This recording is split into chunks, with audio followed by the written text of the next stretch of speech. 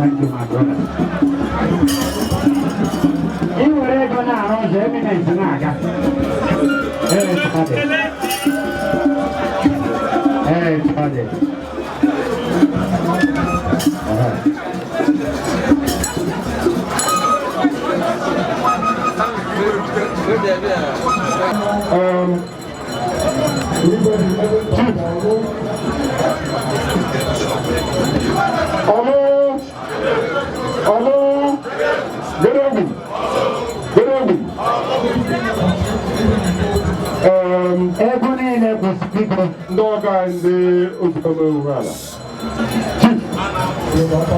Maduako, Ukumba, Nande Maduako family, Nande Ukumba.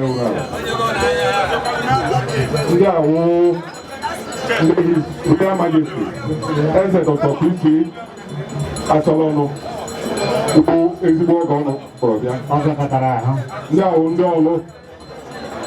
made up of the traditional cabinet, honorary chiefs, because in-laws and friends. All of my now okay, Dr. Nze Maduako, okay, chief, na the issue people Egbeluoba Ancient Palace.